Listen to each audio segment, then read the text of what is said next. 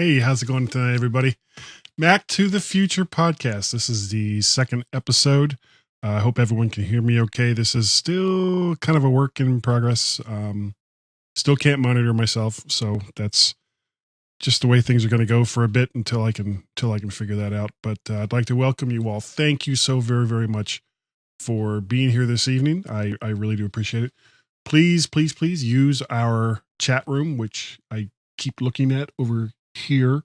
I've got a couple of people that's going to be monitoring the chat room, and of course, page favorites Ed Eisen and Warren Sklar, and they are going to be putting some of the more interesting comments that you guys put up in the chat room over here on a separate page that you can't see.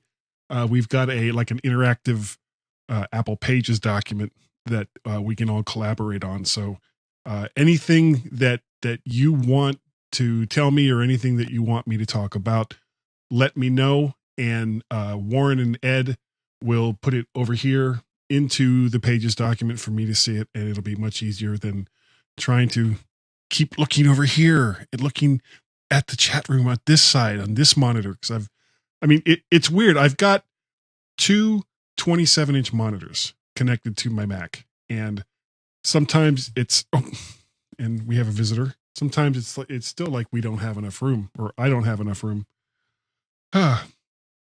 So, whoa, and she's just not going to make it easy for me tonight. All right, you got to get down then. Bye. Fun with cats. The name of the show, or the topic that I'm going to speak about tonight, I have the title down as Community Service and Cat to the Future. Yes, thank you, Ed.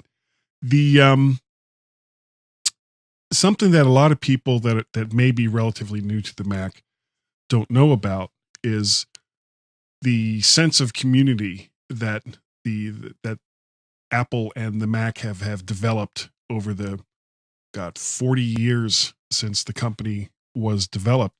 And for a long time, that was centered around things like user groups, which have now, for the most part, unfortunately, gone away. Because I belong to one here in the DC area. It was called the Washington Apple Pie. And I believe it's still active, but I don't really hear much from it anymore. I know that the group is a lot smaller than it used to be.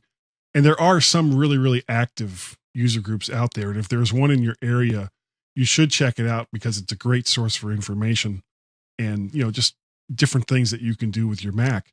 But the big one, the big thing that everybody talked about every single year when it came up, and no, I'm not talking about WWDC, the Worldwide Developers Conference, which is coming up, I think, in June or July. It was the Macworld Expo. And the Macworld Expo was where Apple would bring out their latest and greatest new stuff. And all the press would gather, and people would form these big lines. And since 2013 or 2014 was the last year for the Macworld Expo. And of course, that was always in San Francisco. But what a lot of people don't know is that it used to be held in lots of different places. They had it in DC once. It was in Boston. It's been in New York. And it was like twice a year that the Macworld Expo would take place. And the first time I went to the Macworld Expo was and it was kind of why I brought it up, the user group that I belonged to, the Washington Apple Pie, in 2000 and 2001. They rented like these 3 big luxury buses, and we met behind a Micro Center store in Vienna at like 4:30 in the morning. And by 5 o'clock, we were all loaded up on these buses. It seemed like the middle of the night. And we drove, or actually the drivers drove, all the way up to New York, where we spent the day at the Javits Center, which is where they were having the Macworld Expo. Now, that was just a single day for the 2 years that I went doing that. And then after 2001, they moved it to Boston. And that was going to be like the home for the Macworld Expo on the East Coast. But the reception that it got in Boston was very muted. And for the most part, a lot of the vendors stayed away. So, of course, the crowds weren't that big. And they only did it that 1 year in Boston after that. And then the East Coast show was pretty much done. And I didn't get a chance to go again until 2007.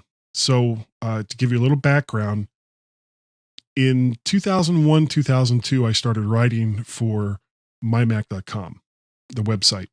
And in 2004, Tim Robertson started the MyMac podcast, which is the podcast that I currently do on the weekends with the infamous Gazmaz.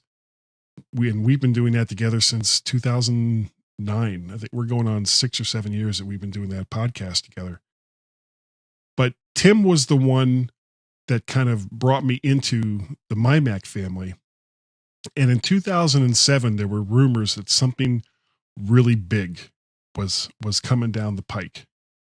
So, there was a large group of us that decided to go that year, including, no, I don't think my brother Larry went that year, but we all got together and arranged for flights and hotels and all the rest of that, and got out to San Francisco. And just so happened that was the year of the iPhone introduction. So I was actually at the keynote for the iPhone introduction.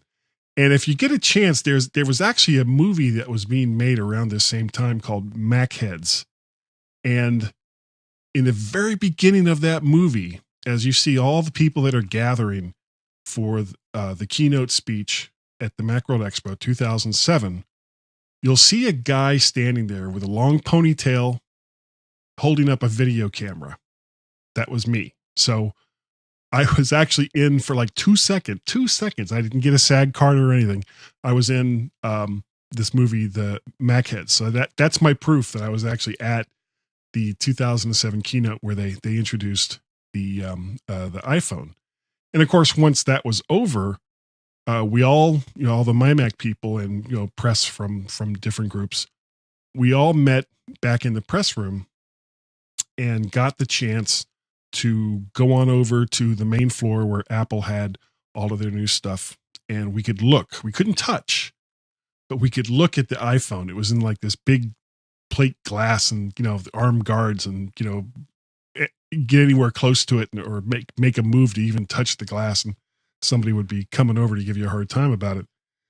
But the Macworld Expo was the community. It wasn't just people in the press that would show up. It was, there were tens of thousands of people that would show up for this. And they had two great big parts of the Moscone Center in San Francisco all filled up with vendors. And, there was entertainment and there was just like all this stuff going on.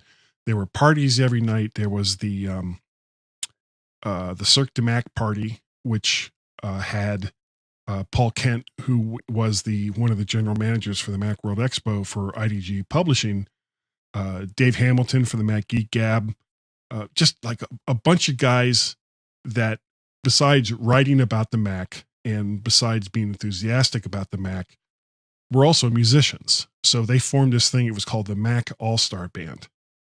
And they would rent out this big hall. Yeah, sex, drugs, nerds, and rock and roll. Thank you, Warren. And they would play, and it would be an open bar, and there were sponsors that would take care of all the expense. And it was, the whole experience spread out over 4 days was just so much fun. I would take the red eye back to the East Coast at the end of the expo, and I would be exhausted. I mean, it was 4 days and 4 nights of just constant go, and getting to meet people and getting to meet vendors. And for the most part, actually interacting with regular Mac users like you guys. And you could, as a regular attendee, you could not only, talk to the vendors, but you could approach people that were covering the event and give them your opinions. And, they would, for the most part, unless they were like total jerks, would stop and listen to you. So, you know, and it went on like that for a couple of years. And then in 2011, I think, Apple decided that they no longer needed the Macworld Expo. So they pulled out of the show. And when that was announced, there was a lot of gloom and doom.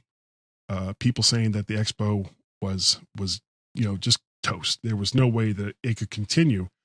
And to IDG's credit and Paul Kent's credit, they did manage to put on a pretty good show for the next couple years, even without Apple. The problem was, without Apple, a lot of the big vendors stopped showing up, and these kinds of big events, especially when you're talking about something like this being held in San Francisco, without the big sponsors, just regular attendees coming to the show wasn't enough to fully fund it and keep it going. So IDG finally pulled the plug in 2014, and there was no more Macworld Expo.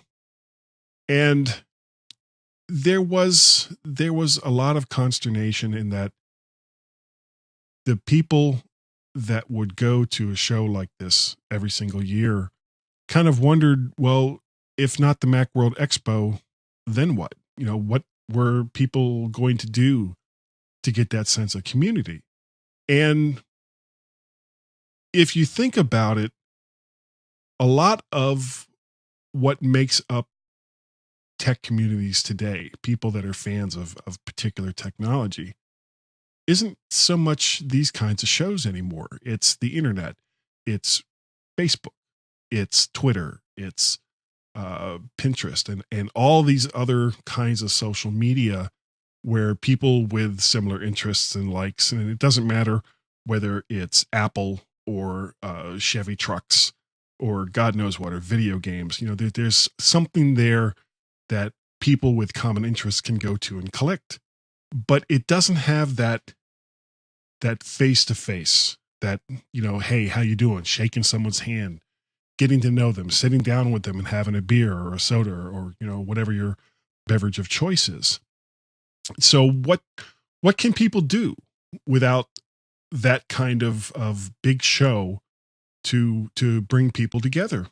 And fortunately, a lot of people have really stepped up, and there's a lot of smaller shows, more focused on certain aspects of using technology. And again, not necessarily just talking about Apple.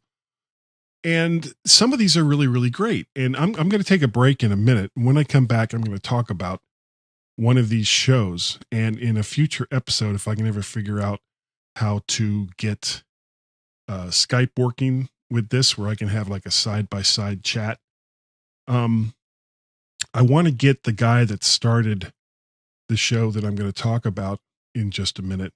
His name is Mike Potter. He does the For Mac Eyes Only podcast, and he was the one, along with Barry Falk, who kind of put the MacStock conference. And I'll talk more about that in let's see here. Oh, you know what? I can't even figure out what my own little screens are here. I know I got something here. Yeah, I'll just use this instead. I'll be right back.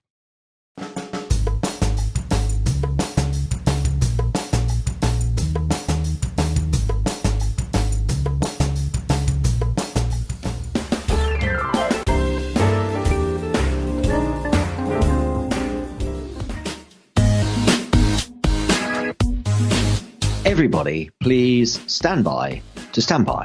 And, we'll be right back. And welcome everyone back to the mymac.com podcast. All right, so let's carry on. But I'm still laughing about something that happened just before we started recording, and we're going to talk about that right now. I don't know if you heard, Guy, but Sal Seguin.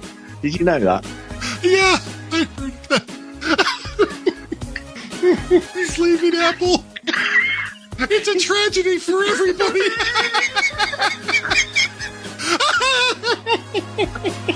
Oh dear, this is not going well, is it? We are so childish. We are. Really are. It's the G-Men on the MyMac.com podcast.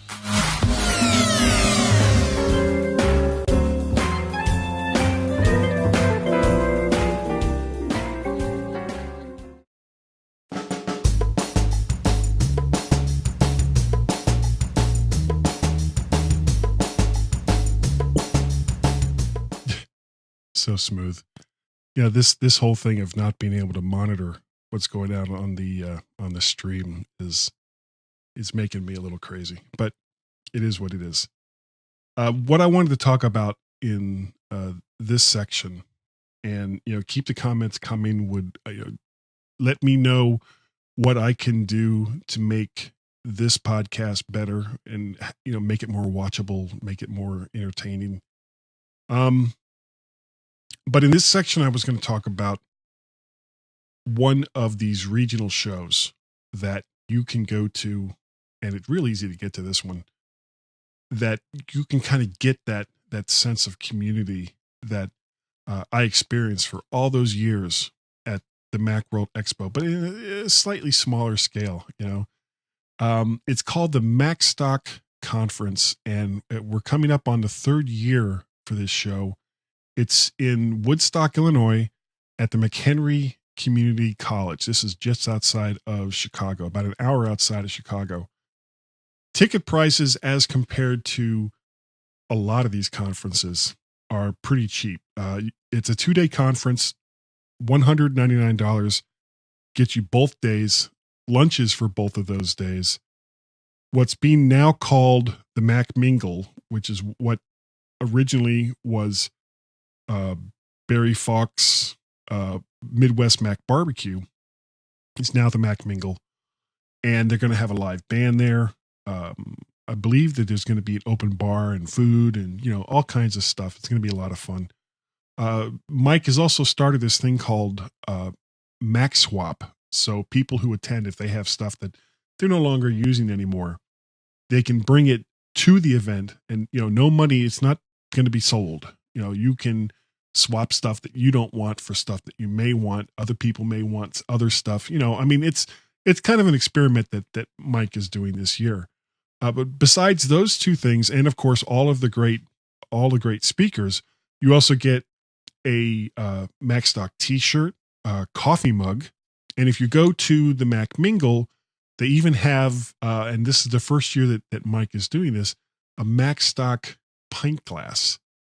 Now, if you're not interested in going to the Mac Mingle, you can still go to both days of the show, and you can get that at a slightly reduced price, $169.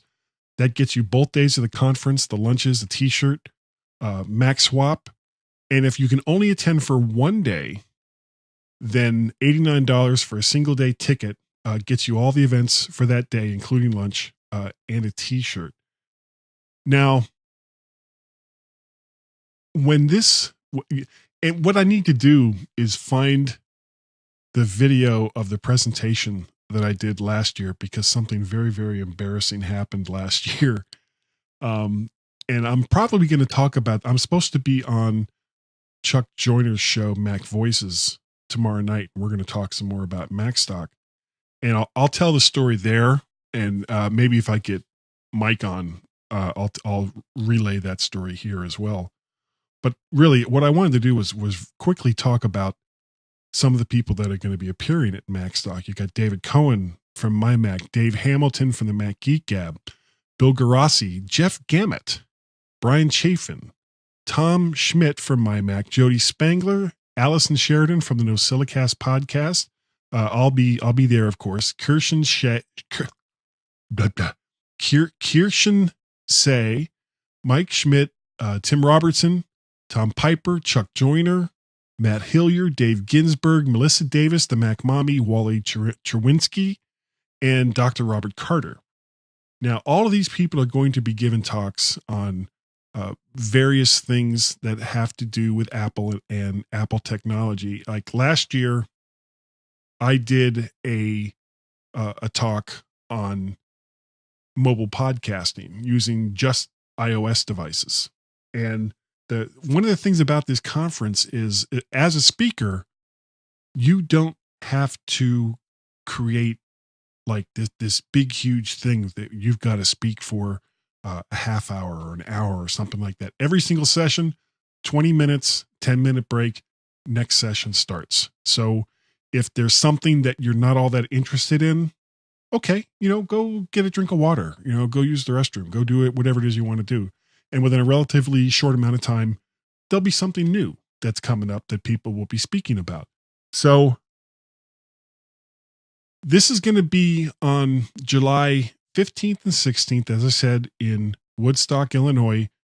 And this is something that you really don't want to miss. If you can make it, and it's on a weekend, if you can make it to this show, I think you'll find that the sense of community that maybe you didn't get the chance to experience.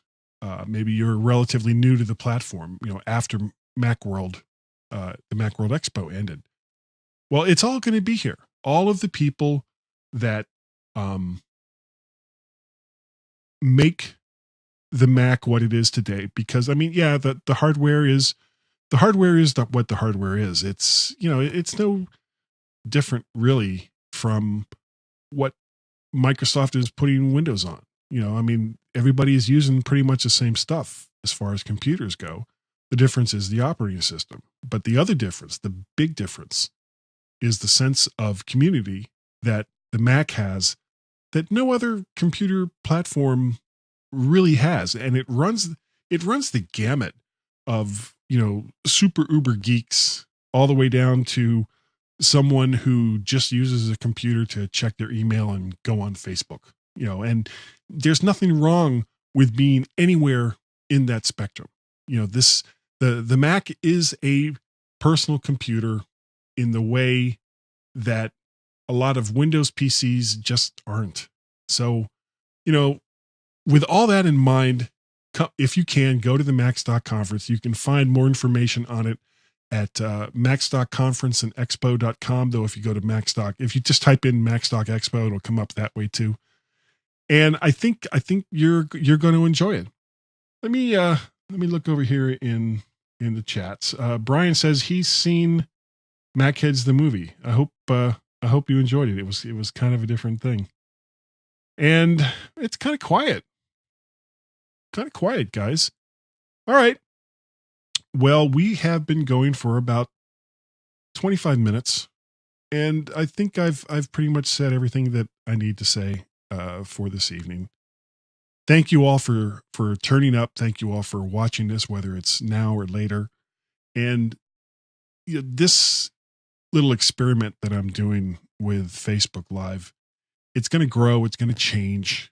There are things that I'm sure I'll do better in the future.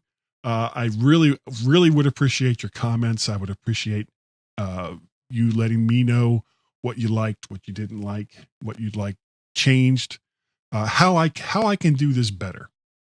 You can reach me at guy@mttfgo.com. That's guy@mttfgo.com. And of course, you can reach us here in the Facebooks on the Mac to the Future Facebook page. And, I'm all the way out there. I'm Mac Parrot on Twitter. And there's so many different ways to get a hold of me. I'm not going to give out yet anyway the phone number that we use for the My Mac podcast. I do own that number, so there's no reason why I can't multi-purpose it. But for right now, I think I'm just going to concentrate on getting this show to be the best that I can. And so I think with that, I'm going to end this. And again, thank you all for coming, and I'll see you next Wednesday night, 8:00 Eastern time. And until then, bye.